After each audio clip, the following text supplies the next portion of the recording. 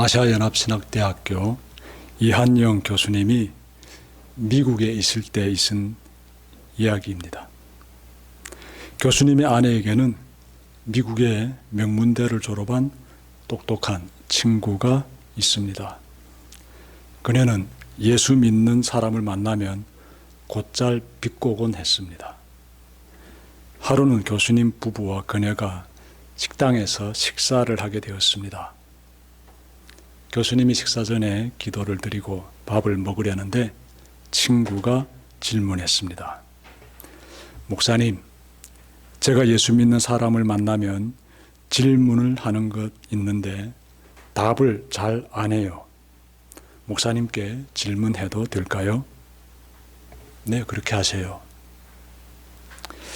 예수 안 믿으면 지옥 가나요? 목사님은 조금 당황스러웠습니다. 저는 예수 안 믿어도 모두 천국 간다고 말씀드리고 싶은데 예수 믿지 않으면 지옥 갑니다. 성경에서 그렇게 말씀하고 있습니다. 목사님의 답변을 들은 그녀는 눈물을 흘리며 이렇게 말했습니다. 목사님, 사실요, 수기도 그렇고, 수기는 목사님의 부인 이름인 것 같습니다. 목사님, 사실요, 수기도 그렇고 목사님도 그렇고 바보 같지 않는데 이 똑똑한 사람들이 왜 예수를 믿을까 생각했습니다. 자, 이 일이 있고 나서 그 다음 날이 주일인데 그녀는 목사님 부부가 다니는 교회에 예배 드리러 나왔습니다.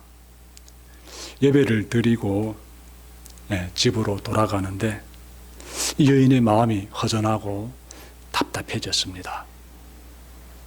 그녀는 깊은 공허함에 빠졌습니다. 견디다 못한 그녀는 점쟁이를 찾아갔습니다. 미국에는 점쟁이들이 많다고 합니다. 놀랍게도 점쟁이는 그녀를 보는 순간 너 가서 성경을 읽어라 라고 말했습니다.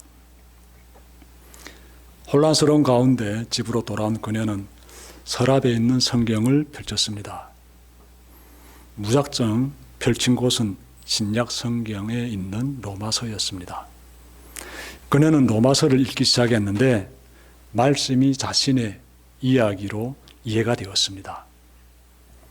이후로 그녀는 교회에 나가 예배드리기 시작했다라고 해요.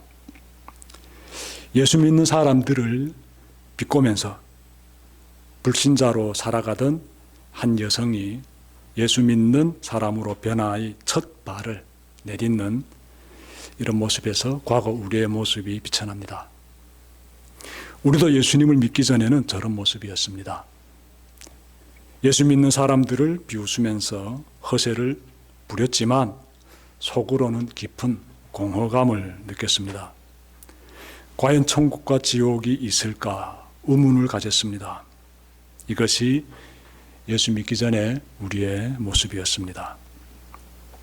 에베소서 4장 17절부터 18절을 보시면 예수 믿지 않는 불신자들에게서 나타나는 세 가지 모습이 나옵니다.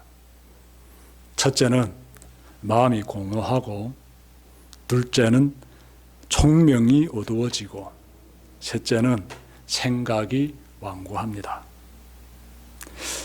에베소서 말씀 제가 한번 찾아 읽겠습니다. 17절. 그러므로 나는 주님 안에서 간곡히 공고합니다.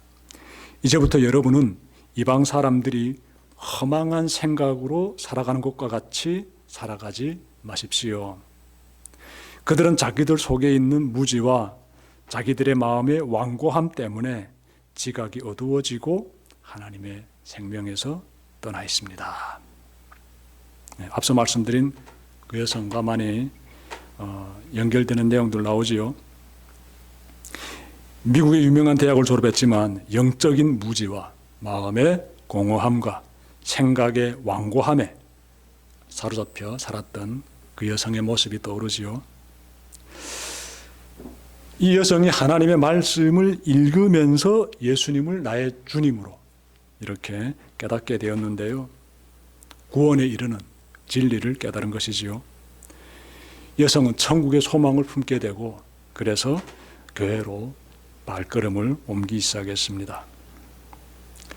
여러분, 옛사람의 삶에서 예수 믿음으로 인하여서 새 사람의 삶으로 이 변화의 시작을 한 이 여성의 모습 보면서 이 시간 빌어가지고 나의 모습은 어떠한지 좀 살펴봤으면 좋겠습니다.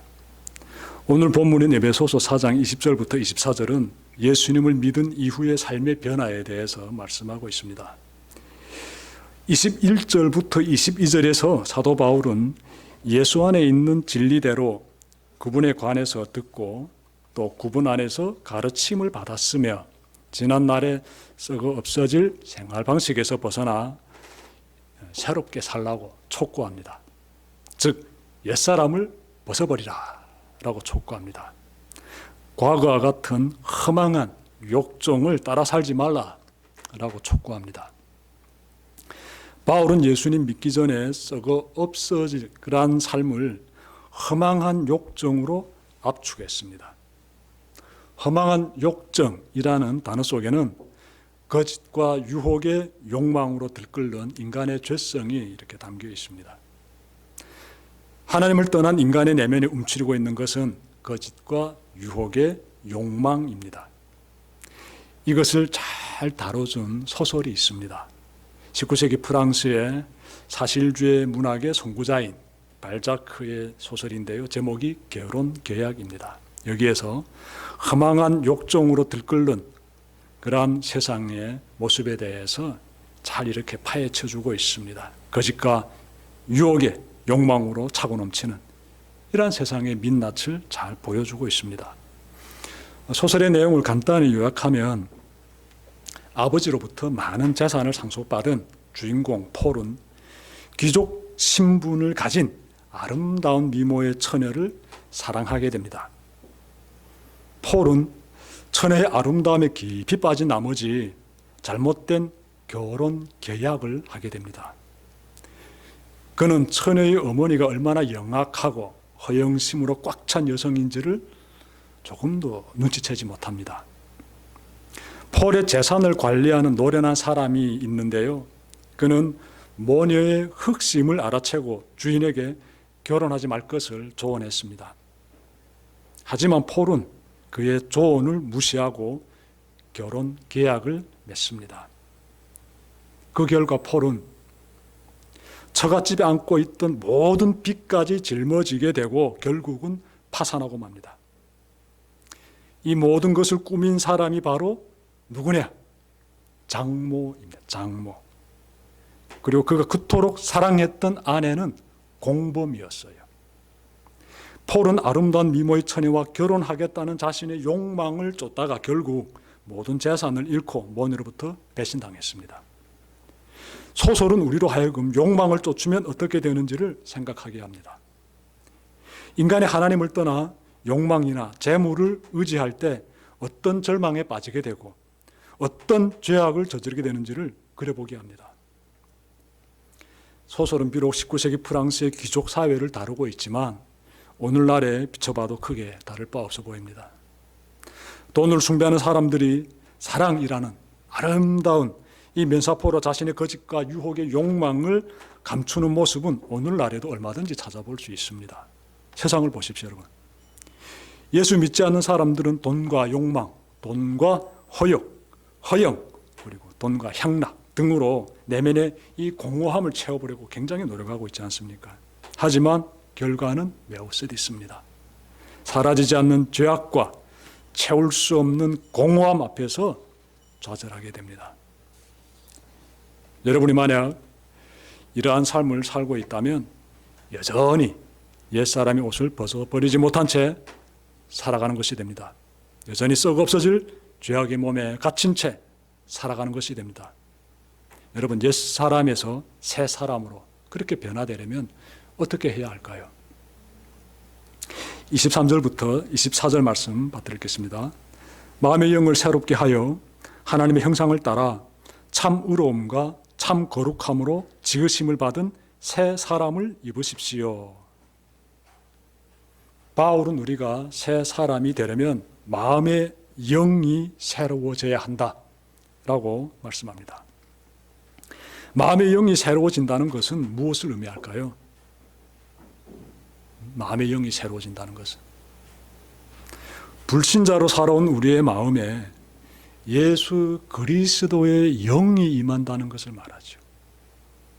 다시 말하면 예수님을 영접한 사람이 예수 믿는 사람이며 그 사람이 새롭게 변화된 사람이지요.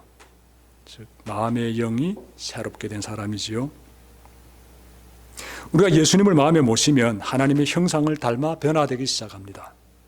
그 부분에 대해 24절에서 두 가지로 말씀하고 있어요. 하나는 거룩함이며 다음은 의로움입니다. 의로움. 옛사람을 벗어버리고 새 사람을 입은 사람에게서는 거룩함과 의로움이 나타납니다. 거룩은 하나님과 나 사이의 상태를 나타내며 의로움은 나와 이웃 사이의 상태를 나타냅니다. 그러므로 예수님을 모시고 사는 사람이라면 그의 삶에서 거룩과 의가 나타나야 합니다. 예수님의 공생의 사역을 보십시오. 거룩과 의가 나타납니다. 성전 정화 사건을 봅시다. 이 사건은 예수님께서 예루살렘 성전에서 장사하는 사람들을 내쫓으심으로 성전의 거룩성을 회복하고 인간의 불의함을 드러내신 사건입니다. 예루살렘 성전은 어떤 곳이겠습니까? 당연히 세상에서 가장 거룩한 곳이어야 합니다. 왜냐하면 그곳에서 하나님을 만날 수 있기 때문에 그렇습니다. 이처럼 거룩한 장소인 성전에서 불의가 행해지고 있었습니다. 당시 대제사장을 중심으로 이렇게 구축된 이 권력 집단은 성전에서 이루어지는 가축 매매와 환전 행위를 통해 막대한 부를 얻고 있었습니다. 하나님께 제사 드리기 위해 전국에서 모여온 유대인들은 저들이 제시한 비싼 가격으로 가축을 사서 희생 제사를 드렸으며 비싼 가격으로 환전하여 성전세로 바치고 있었습니다. 예수님은 성전에서 일하고 있는 여하튼 불의한 모습들에 대해서 불같이 화를 내시면서 성전을 깨끗이 정화시키셨습니다. 예수님이 보여주신 거룩과 의의 모습, 이런 모습이 우리에게서도 꼭 나타나야 합니다. 그 사람이 예수님의 영을 지닌 사람이며 옛사람을 벗어버리고 새 사람으로 거듭난 사람입니다. 여러분은 신앙생활 하면서 어떤 삶의 변화를 만들어가고 있습니까? 과거와 현재의 모습에서 나타나고 있는 변화는 무엇입니까?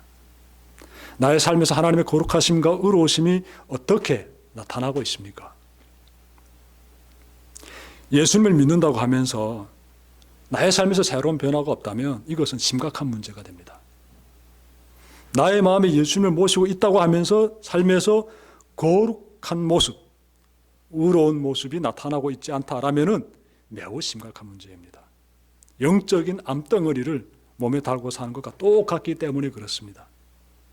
여전히 하나님의 말씀을 멀리하고 여전히 주님의 몸된 교회를 멀리하고 여전히 이웃의 고통을 멀리하고 외면하고 여전히 거짓에 젖어 살고 여전히 음란한 생각에 빠져 살고 여전히 다른 사람의 인격을 모욕하며 살고 여전히 탐욕과 욕망에 빠져 살고 여전히 다른 사람에 대한 험담을 쏟아내면서 비난하면서 그렇게 살고 있다면 이것은 심각한 문제가 됩니다.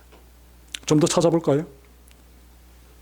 하나님보다는 자기 자신을 더 의지하고 하나님의 뜻보다는 자신의 계획이 우선이면서 말로는 하나님을 믿는다고 이렇게 사는 사람들 주변에서 나타나고 있지 않습니까? 혹시 그들 중에 나도 포함되어 있지는 않습니까? 이건 매우 심각한 문제지요.